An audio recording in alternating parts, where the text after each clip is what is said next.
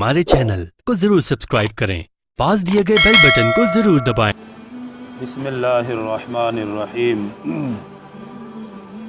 3 किस्म के लोग जिनके बारे में आप सल्लल्लाहु अलैहि वसल्लम ने इरशाद फरमाया कि वो कभी जन्नत में दाखिल नहीं होंगे।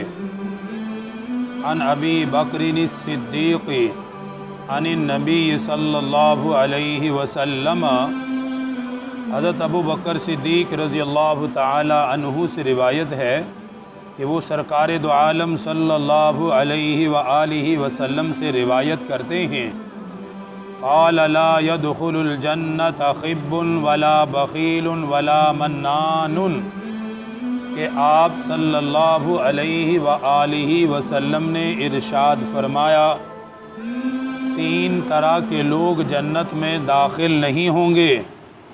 नंबर 1 फरमाया, जो लोगों को धोखा देता हो, धोखेबाज आदमी जन्नत में दाखिल नहीं होगा। दूसरे नंबर पर इरशाद फरमाया, बख़ील आदमी जन्नत में दाखिल नहीं होगा। तीसरे नंबर पर इरशाद फरमाया, जो लोगों पर एहसान करके एहसान जतलाता हो, फरमाया वो भी जन्नत में दाखिल नहीं होगा।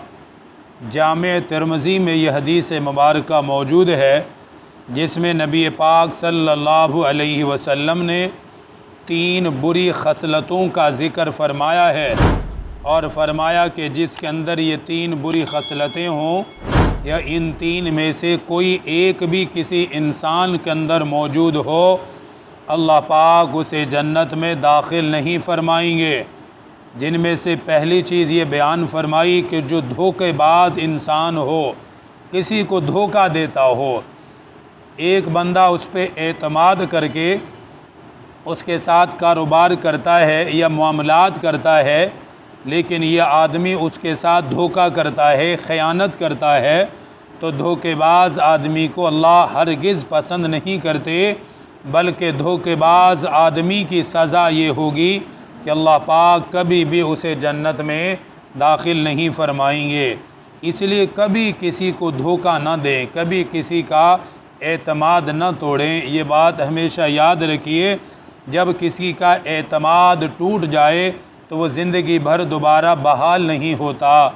अगर किसी के साथ धोखा कर लिया जाए तो वो कभी भी उस पर दोबारा एतमाद नहीं करता। इसलिए एक हदीस में आप सल्लल्लाहु अलैहि वसल्लम ने बड़ी अजीब बात इरशाद फरमाई। फरमाया, मुसलमान कभी भी एक सुराख से 2 मरतबा नहीं डसा जा सकता। बहुत ज़बरदस्त हदीस है। देखें कैसी बारीक बात इरशाद फरमाई कि मुसलमान एक सुराख से 2 मरतबा डसा नहीं जा सकता। मतलब क्या है? फरमाया, इंसान एक ही मरतबा किसी से धोखा खाता है, दोबारा कभी उसके वो करीब भी नहीं जाता। पता चल जाता ये धोखेबाज आदमी है तो ये मुझे धोखा देगा, पहले भी इसने धोखा दिया, अब भी ये धोखा देगा, इसलिए वो कभी भी उसके पास नहीं जाता। धोखेबाज के पास दोबारा जाना ऐसा ही है जैसे मूज़ी जानवर से एक मरतबा डंग खाने के बाद दोबारा उसके पास डंग खाने के लिए जाना। तो इसलिए कभी भी धोखा ना दे, अपने एतमाद को हमेशा बरकरार रखें। एतमाद बहुत बड़ी चीज़ है। दूसरे नंबर पे फरमाया, बख़ील आदमी, अल्लाह पाक इसे भी जन्नत में दाखिल नहीं फरमाते। बुख़ल ये बहुत बड़ा जुर्म है। हमने कुछ दिन पहले भी ये एक रिवायत पढ़ी है कि अल्लाह पाक बख़ील आदमी को पसंद नहीं करते। अगरचे बख़ील आदमी बहुत ज़्यादा इबादत गुजार हो, अल्लाह पाक फिर भी इसको पसंद नहीं फरमाते हैं। तो इसलिए अल्लाह पाक अगर माल दे, कुछ खर्च करने की इस्तिताअत हो, ग़ुरबा में, मसाकीन में अपने हिम्मत के मुताबिक खर्च करते रहना चाहिए।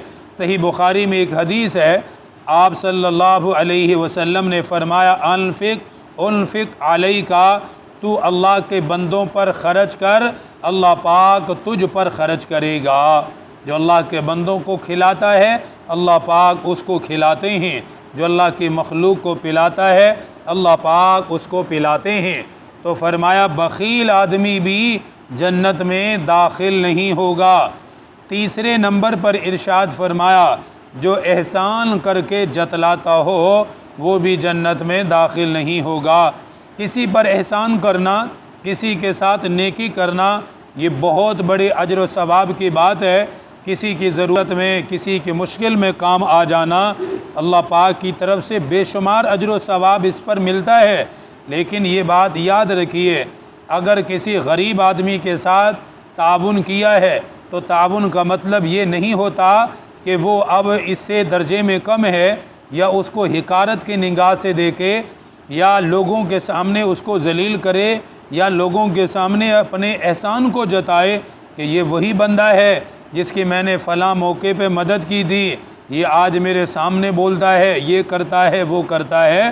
تو احسان اللہ کی رضا کے لیے ہو، بندوں کے ساتھ معاملات اللہ کی رضا کے لیے، اور کر کے بھول جائے بس، کبھی اپنے احسان کو نہ جتلائے اور کبھی اپنے احسان کا بدلہ لینے کی تمنا بھی نہ کرے کہ میں نے اس کے ساتھ یہ کیا تھا، اس کو بھی چاہیے کہ یہ بھی یہ کرے، وہ کرے۔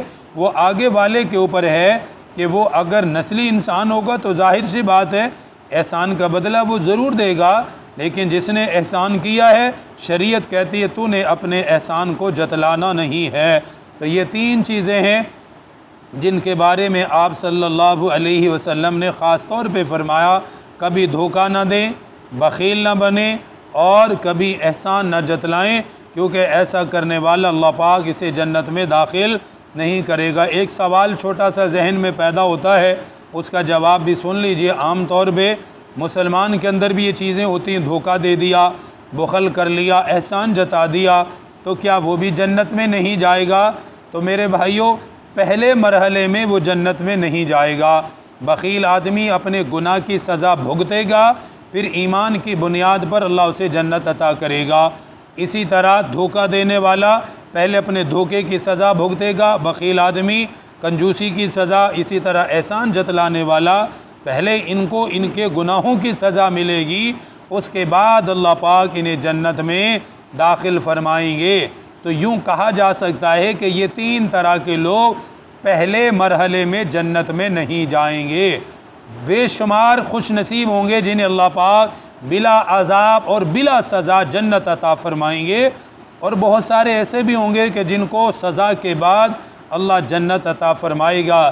تو ہمیشہ ایک دعا ہمارے اساتذہ بھی بتاتے تھے، ہمیشہ اس دعا کا معمول بھی بنائے، اے اللہ بغیر سزا کے، بغیر جہنم کی آگ کے، اپنی مہربانی سے ہمیں جنت عطا فرما۔